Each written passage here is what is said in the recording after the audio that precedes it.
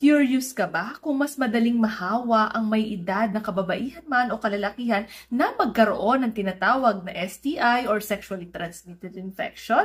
Anong inyong palagay? So if you do like my content mga madam and sir, just don't forget to please click like, share, and subscribe sa aking YouTube channel, Facebook page po, and TikTok. So maraming salamat po. God bless! Alam mo ba na kapag na-expose ang isang elderly person sa tinatawag na STI, ay mas madali silang mahawa. Bakit? Dahil bumababa na ang kanilang immunity. Sa mga kababaihan, kapag po kami ay nagkakaedad na, ay meron po tinatawag na genital urinary syndrome of menopause. Ano po ba ito? Ang tissue po nito ay nagiging less elastic, mas numinipis, at saka ano pa po, mas madaling nasisira. Alam naman po natin, kapag nagme-menopause na ang isang babae, bumababa na po ang estrogen level ng kanyang katawan. Dahil dito, nakaka-experience ang mga kababaihan ng iba't ibang pagbabago. Tulad ng masakit makipagtalik. Okay? They are less elastic, thinner, and fragile. So definitely, magiging easy to get cut. So ibig sabihin, magkakaroon ng